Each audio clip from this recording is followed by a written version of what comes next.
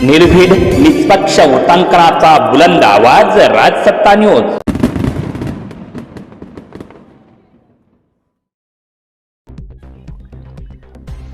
निदा खानला आश्रय देणाऱ्या मतीन पटेलच्या घरावर पालिकेचा बुलडोझर, महापालिकेच्या कारवाईचे स्थानिक महिलांकडून स्वागत। छत्रपती संभाजीनगर येथील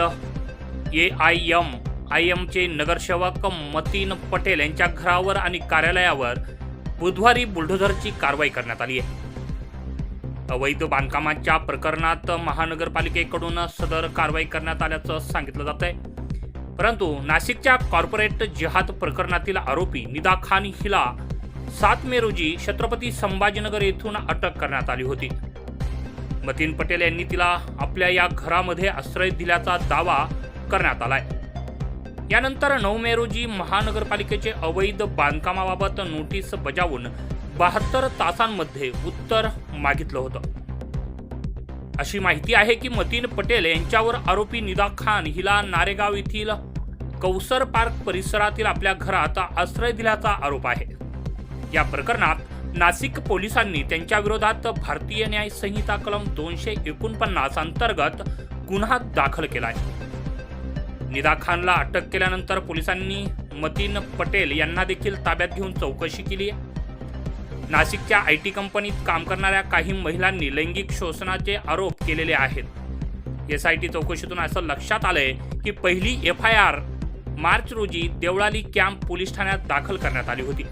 त्यानंतर आणखी 8 महिलांनी याबाबत तक्रारी नोंदवल्या होत्या। त्यांच्या जबाबांमधून लैंगिक शोषण, जबरदस्ती आणि धार्मिक भावना दुखावल्याचा एक ठराविक पॅटर्न समोर आला होता। कारवाई दरम्यान परिसरातील काही महिला महानगरपालिका अधिकाऱ्यांसमोर फुले घेऊन पोहोचल्या आणि त्यांनी अधिकाऱ्यांचं स्वागत केलं। महिलांनी अधिकाऱ्यांना भारतीय संविधानाच्या प्रती देखील भेट दिल्या।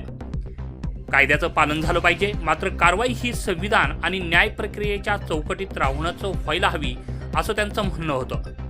महिलांच्या या अनोख्या आंदोलनानं संपूर्ण परिसराचं लक्ष वेधून घेतलं गेलं। घटनास्थळी मोठ्या प्रमाणात पोलीस बंदोबस्त तैनात करण्यात आलेला होता आणि संपूर्ण परिसरात तणावपूर्ण वातावरण निर्माण झालं होतं। बुलडोझर कारवाई दरम्यान स्थानिक नागरिकांची मोठी गर्दी त्या ठिकाणी जमली होती। त्यामुळे प्रशासन अत्यंत सतर्कतेनं परिस्थिती हाताळताना दिसून आलं। FIR नुसार निदा खानवर व्हॉट्सअप ग्रुपच्या माध्यमातून कर्मचाऱ्यांवर नमाज पठण करण्यासाठी आणि मांसाहार करण्यासाठी दबाव टाकल्याचा आरोप आहे।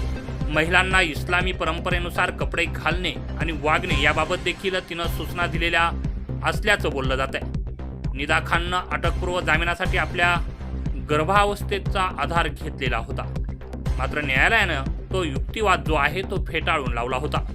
या प्रकरणावर टाटा कन्सल्टन्सी सर्व्हिसेसने गेल्या महिन्यात निवेदन जारी करत म्हटलं होतं की आपली जी कंपनी आहे या कंपनी कोणत्याही प्रकारच्या छळ आणि जबरदस्ती विरोधात 0 टॉलरन्स धोरणावर काम करते आहे।